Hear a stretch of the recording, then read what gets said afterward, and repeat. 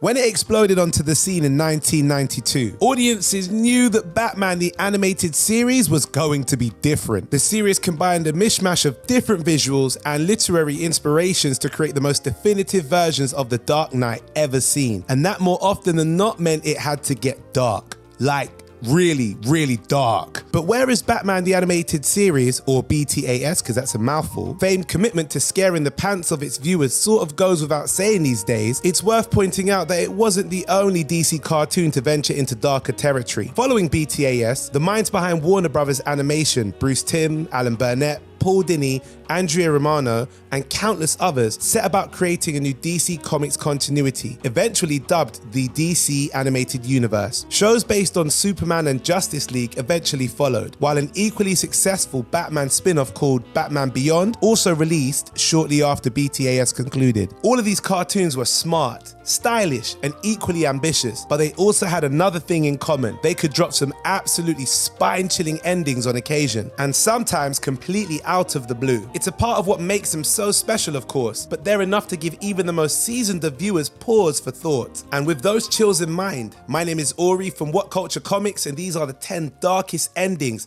in the DC Animated Universe. Number 10, MOCKRIDGE'S Breakdown, Batman the Animated Series. A favorite episode of many named If You're So Smart, Why Aren't You Rich? Is the 40th episode of Batman the Animated Series and marked the show's debut for the king of puzzles himself, the Riddler. Here, Edward Nygma is reimagined as a disgruntled software designer who received no royalties for creating the hit riddle of the Minotaur video game. He's fired by the head of the company that's taken advantage of him, Daniel Mockridge, and returns 2 years later as the Riddler, determined to get his revenge. The episode itself features loads of brilliant set pieces, with Riddler kidnapping Mockridge and forcing Batman and Robin to navigate a real-life Minotaur labyrinth to save him, but it also packs a genuinely unsettling conclusion. In one of the rare instances of a villain evading justice in the series, the episode ends with Riddler getting away. We later learn that Mockridge sells his company and pockets a cool 10 million, but he's still clearly petrified at the thought of Riddler returning to finish the job. As Bruce Wayne and Dick Grayson reflect on the affair, we're left with a chilling glimpse into how the ex-CEO is coping. He's seen anxiously bunkering down into his bed with a shotgun as Bruce asks one final riddle: how much is a good night's sleep worth? Now that's pretty dark for a cartoon. Number 9, Mordred gets his wish. Justice League Unlimited. Justice League Unlimited, or JLU, was perhaps the most ambitious of all the DCAU shows. It was bold, introspective,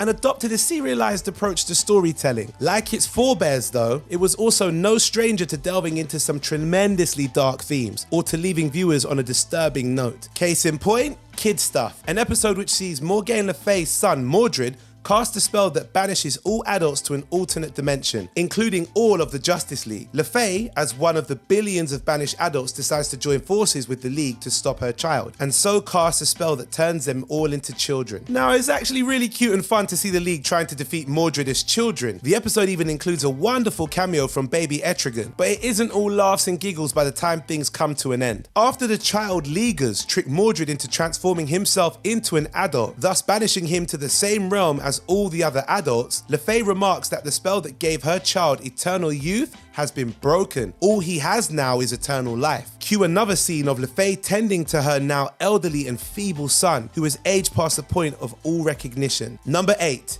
Dan Turpin's death. Superman, the Animated Series. As things stand, Superman the Animated Series definitely seems like the most underrated of the DCAU shows. Yeah, there's the obscure Zeta project to consider, but given how long it went on for and how much it accomplished, STAS definitely deserves more credit than it seemingly gets, especially as far as its fourth world elements are concerned. Although primarily inspired by the John Byrne Superman run of the 1980s, STAS also took a great deal of inspiration from Jack Kirby's Fourth World Saga. Kirby had passed away in 1994, about 2 years before the premiere of STAS, and so the show's creators endeavored to find a way of paying tribute to the writer-artist in the series. They did this in 2 ways mainly. First, by making Darkseid a principal antagonist and by incorporating the conflict between New Genesis and Apocalypse into the series, and second, by modeling the character of Dan Turpin on Kirby's personality and features. During Apocalypse Now, where Superman's Fourth World arc really comes to a head, Turpin leads the fight against Darkseid. New Genesis comes comes to the Earth's aid to scare the Lord of Apocalypse off, but instead of leaving politely, the tyrant turns around and blows Turpin to smithereens with his Omega beams, killing him there and then. The ensuing funeral serves as a great tribute to Kirby, but the fact Turpin's death happens so abruptly makes it one of the most shocking moments in the DCAU. Number 7, The Earth Mover, Batman Beyond. Of all the shows in the DCAU, Batman Beyond might just be the scariest. Yes, we know BTAS may have had Clayface, Scarecrow, and that weird bleeding gun thing, but that doesn't mean Beyond didn't double down when it came to horror. Seriously, this show loved body horror. It lived for it. Villains get turned into half-animal hybrids, biological warfare is a real threat, and while radiation or toxic waste might give you powers in the Marvel universe, in Batman Beyond's, it was liable to turn you into Cronenbergen monster thing. No episode arguably typifies that train of thought better than The Earth Mover, which was one of the first episodes in Beyond's second season. The episode opens with one of Terry and Dana's friends, Jackie, confessing that they feel as though they're being watched. Terry spots a figure in the distance and pursues, only to discover it's actually an Earth monster before losing the trail entirely. It's eventually revealed that Jackie's father isn't actually her father at all, and that he's really an ambitious businessman who left her real father to die when a quick trip to illegally dispose of some toxic waste went horribly wrong. The presumed deceased, as it turns out, was genetically bonded to the Earth and has been using these mud monsters in a bid to exact some kind of revenge. The show doesn't bother sparing any details either, showing the eponymous Earth Mover as a glowing corpse with a demonic voice living beneath the surface. I don't know why my voice followed suit, but it just sounded right. Earth Mover is a brilliant episode, and while it does conclude on a relatively positive note, when Batman, Jackie, and her adoptive father are all locked underground with the titular villain, things are literally the exact opposite of Shui. Number 6, Clayface's Escape,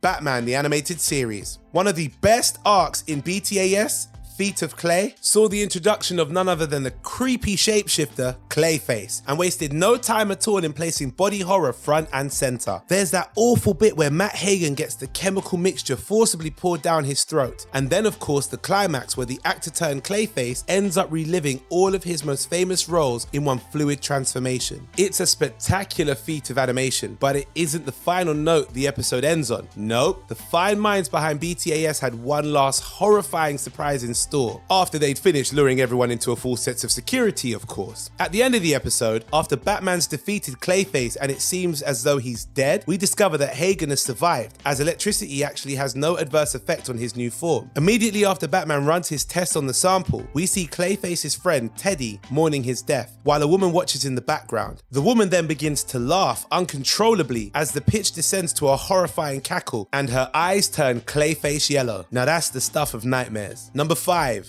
Mr. Freeze's Sacrifice, Batman Beyond. Of all of Batman's villains, Mr. Freeze is certainly the most tragic. BTAS reinvented the character perfectly, turning him from a Silver Age goof into a man hardened by others' cruelty, and one determined to save his wife from an incurable disease. It looked as though Freeze had managed to find a happy ending by the conclusion of Batman and Mr. Freeze Sub-Zero, but that proved to be short-lived. When the new Batman Adventures picked up Victor's story, it revealed that the accident that had confined him to cold temperatures was actually destroying his body, reducing him to a head with robotic spider legs. A presumed death from 40 years later, and it was revealed that Victor Freeze's head was being kept on ice at a Wayne Powers storage facility. It's really rough, especially for a character that was already robbed of his happy ending once before, but there appears to be a light at the end of the tunnel, with Derek Powers financing an operation for Victor's consciousness to be transferred into a new body. Powers has his own motives, of course, as he's always trying to escape his own destructive body, but still, a win's a win for Victor, and he seizes the opportunity with both hands. Do you see what I did there? Sadly, the procedure isn't successful. Victor's condition deteriorates, and Powers tries to have him killed. He once again assumes his mantle as Freeze, all the while Bruce Wayne and the new Batman, Terry McGinnis, tried to save him. It wasn't to be though. In his final confrontation with Powers, now Blight, Freeze brings down the Wayne Powers facility and prevents Batman from coming to his aid, adding that the Dark Knight was the only one that cared for him before getting crushed to death as the building collapses. Poor Victor. Number 4, Brainiac reveals his master plan.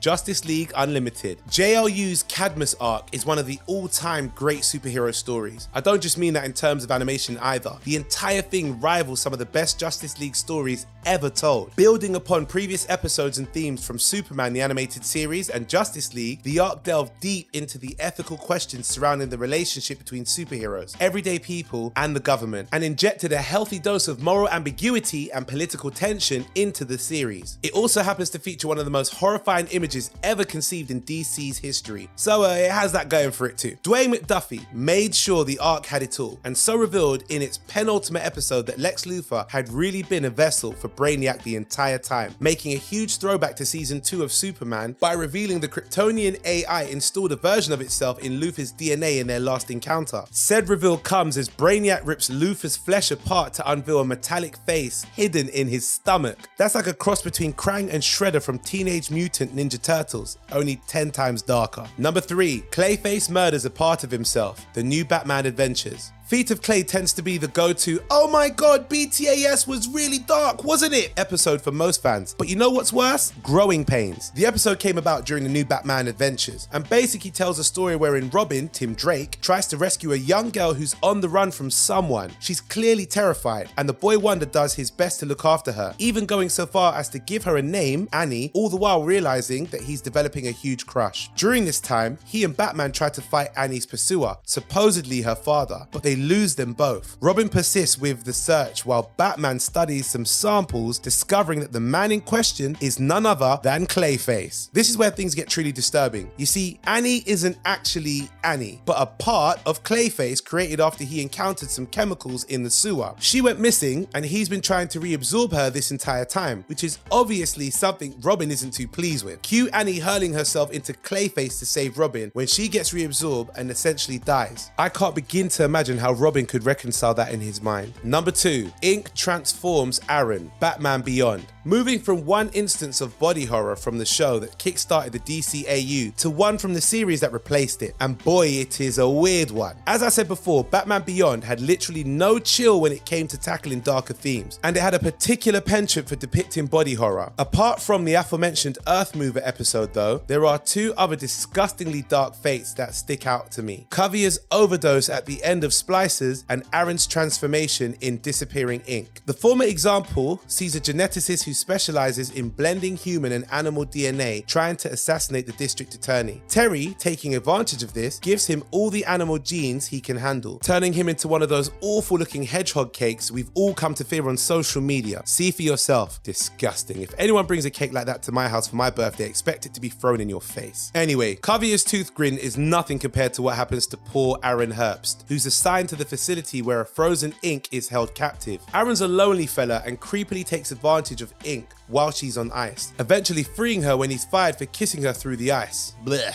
Once out, Ink promises to give Aaron her powers if he helps her repair her DNA. However, Ink intentionally delivers only half the treatment to his bloodstream, turning Aaron into a half-human blob thing and ruining the prospect of him ever eating solid food again. The episode ends with him being held captive and forced to listen to a new employee prattle on about their day-to-day, mirroring the ordeal he put Ink through at the beginning of the episode. It's justice, but it's dark. And number 1, Superman sends someone to the gas chamber. Superman the Animated Series. Before I reel this off, can you look at this still taken from this episode and tell me these eyes don't give you the heebie-jeebies? You know what beats Spot's 10-2 though? All the terrifying transformations, heartbreaking deaths, and ominous endings. A little old episode from Superman the Animated Series called The Late Mr. Kent. The episode, written by DCAU veteran Stan Berkowitz, is a homage to film noir and opens on the funeral of one Clark Kent, hence the title. Superman reveals how he, as Kent, was investigating a potential miscarriage of justice for a convict on death row and was close to discovering the truth when he's taken out by a car bomb. Rather than emerge from the waters unscathed, thus giving away his dual identity, Supes decides his alter ego Kent should take the big sleep while he investigates as Superman, only resurfacing as Clark when the sole witness to his death reveals his eyesight is terrible. In the meantime, Superman and Lois Lane discover that the convict is innocent and that the real culprit, Detective Bowman, had framed him. Supes apprehends Bowman, who goes on trial and is found guilty. The episode then ends with him in the gas chamber, where he realizes in his dying moments that Clark Kent and Superman are one and the same. Kent even writes the story about his execution. Superman sent someone to the gas chamber, and the only reason his identity's safe is because he's